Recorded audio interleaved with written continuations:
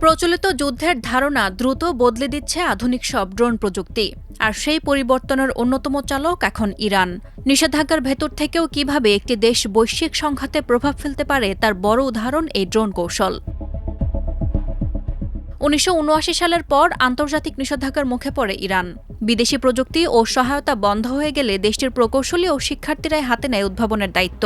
ইস্পাহান বিশ্ববিদ্যালয়ের একটি ছোট ওয়ার্কশপ থেকে শুরু হয় ড্রোন তৈরির পথচলা। ইরান ইরাক যুদ্ধের সময়ে প্রথম এই প্রযুক্তির বাস্তব ব্যবহার দেখা যায়। স্বল্প খরচের ছোট ড্রোন দিয়ে শত্রুপক্ষের অবস্থান শনাক্ত করা সম্ভব হয়। ১৯৮৩ সালে প্রথমবার শত্রু ঘাঁটির স্পষ্ট ছবি এনে দেয় এই ড্রোন।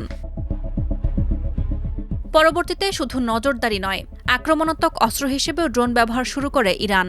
১৯৮৮ সালের মধ্যেই সশস্ত্র ড্রোন ব্যবহারের সক্ষমতা অর্জন করে তারা, যা তখনকার সময়ে ছিল এক নতুন সামরিক ধারা। সময়ের সঙ্গে এই প্রযুক্তি আরও উন্নত হয়। এখন ইরানের তৈরি ড্রোন শত শত কিলোমিটার দূরে গিয়ে লক্ষ্যবস্তুতে আঘাত হানতে পারে। রাশিয়া ইউক্রেন যুদ্ধেও এই ড্রোন ব্যবহারে নতুন করে আলোচনায় আসে দেশটি।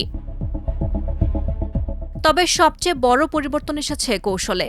একটি উন্নত ক্ষেপণাস্ত্রের তুলনায় ড্রোন তৈরির খরচ অনেক কম, ফলে একসঙ্গে বহু ড্রোন পাঠিয়ে প্রতিপক্ষের প্রতিরক্ষা ব্যবস্থাকে চাপে ফেলা সম্ভব হচ্ছে। বিশেষজ্ঞরা বলছেন, একটি স্বল্প মূল্যের ড্রোন প্রতিহত করতে প্রতিপক্ষকে ব্যয়বহুল ক্ষেপণাস্ত্র ব্যবহার করতে হয়। এতে অর্থনৈতিক চাপ বাড়ে এবং প্রতিরক্ষা ব্যবস্থা দীর্ঘ সময় ধরে টিকিয়ে রাখা কঠিন হয়ে পড়ে। ২০১৯ সালে সৌদি আরবের তেল স্থাপনায় হামলা এই কৌশলের বড় উদাহরণ। স্বল্প খরচে বড় ধরনের অর্থনৈতিক ক্ষতি সম্ভব, এই বার্তায় স্পষ্ট হয়ে ওঠে সেই ঘটনায়। ড্রোনের আরেকটি বড় সুবিধা, এগুলো শনাক্ত করা কঠিন।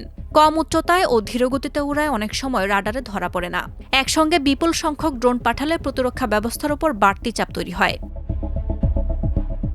বিশ্লেষকদের মতে আধুনিক যুদ্ধে এখন শুধু প্রযুক্তির উন্নতি নয়, কৌশল ও খরচের ভারসাম্যই নির্ধারণ করছে বিজয় পরাজয়।